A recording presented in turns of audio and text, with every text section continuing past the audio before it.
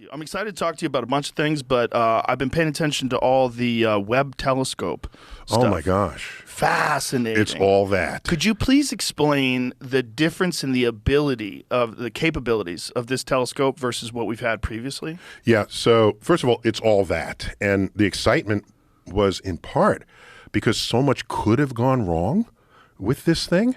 And the fact that nothing went wrong, we were ecstatic. Could you explain how complicated it is to get something like that? Yeah, so one of the great challenges that we face is how do you put a telescope in orbit that's bigger than the rocket that's going to launch it? Is that even possible? And the Hubble telescope, do you know what set the size of that? 94-inch diameter mirror. That's the biggest mirror you could fit in the payload of the space shuttle. Oh. That's what set the size of that telescope. Big as it was, we would have made it bigger if the space shuttle were bigger. Now, I don't know if you've seen the Hubble telescope. There's a replica of it at the Air and Space Museum. Let's look at a photo of it. And it's there hanging from the ceiling, but if you want to know how, it's about the size of a Greyhound bus. So the space shuttle deployed a Greyhound bus into orbit, which is the Hubble Space Telescope. And the value of the Hubble was that you could update it with servicing missions, and it was serviced many times. And as a result, it lived within our culture for 3 decades. There are people who came of age only ever knowing the majesty of the universe as delivered to you by the Hubble telescope. 30 years worth of this. Think about it. Most other telescopes, they put into orbit and they have a 5-year mission and then they come down. So they don't have a chance to get inside you, to become something that you you got a nice visual there. So that's the Hubble telescope on the left, which every year I post a tweet at the end of the Stanley Cup, and I say, the Stanley Cup and the Hubble telescope had the same designer. Really? No, I'm just kidding. No, just look at the thing. Oh. It looks like the Stanley Cup. A little bit. Just a lot. I wouldn't confuse the two if they were in a room together. So here's the thing. So notice the Hubble telescope, its diameter is the spherical shape that fits in the spherical payload of the space shuttle. So now we want to put a bigger telescope into orbit. How do you do that? And so this is where you need engineers, clever engineers. We say, here's a rocket, one of the most powerful rockets we can use, but the fairing, that's the place where you hold the payload, can only be so big. And they say, all right, why don't we fold the telescope? Now, how are you going to fold the mirror? Oh, you turn the mirror into segments, hexagons. Hexagons, one of only 3 shapes that can tile a surface: a square, a triangle, and a hexagon. No other shape can do this. So, well, you can have other irregular shapes that can match up. You can tessellate, what it's called. But if you have what's called a regular polygon, so here in the image there, what you can see is all of the mirror segments. Those fold into a narrow structure along with the unfurling solar panels as well as the heat shields. Notice it was made at Northrop Grumman. By the way, Grumman has a long history in helping NASA put stuff in space.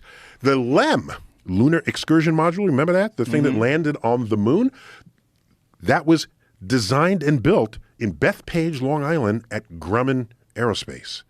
And so this is, and you go to Bethpage today, people still stand tall because they had aunts and uncles who worked on that project. Space is a force of nature unto itself in our sense of pride, in our sense of achievement, in our sense of what operates on civilization to take us into the future, lest we continue to regress and move back into the cave, which we came. There it is, all folded up in the image we now see for those who are watching this. And you slip that into a fairing, and then you launch it 1,000,000 miles from Earth, opposite the sun from Earth. And it unfurls like petals of a flower. Is there an animation of how that goes down? Yeah, they have slow-mo animation. Sure, he can find it.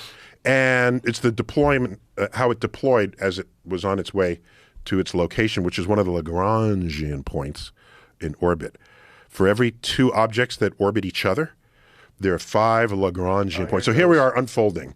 So there we have solar panels coming out the side, and there's the communication antenna, and it has a unique set of baffles that shield it from sunlight so that the mirror and the detector can be very, very cold because it's specially tuned to observe infrared that comes to us from space. And infrared, as you may know, we normally associate it with heat. Well, how am I going to detect something that's very, very cold in space if my detector is hotter than what I'm trying to detect? You can't, there's no way to see something that is warmer than the temperature of your detector. So your detector has to be very cold, extremely cold. So these are the baffles, and there are many, many layers. So that when sunlight hits one layer, that layer absorbs it and re-radiates it in both directions, forward and back. So there's less that goes to the next layer. So then the next layer re-radiates it, and by the time it gets to the 4th layer, hardly anything goes towards the telescope. And so it is insulated, and it drops to deep space cold temperatures.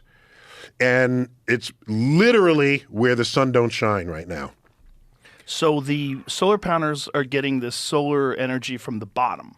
Yeah, because that's the direction the sun is, correct? So it radiates off the bottom, and those are the things that protect it. And you see how all those layers all the layers, yeah. Amazing. And it's specifically tuned for the infrared part of the spectrum. You remember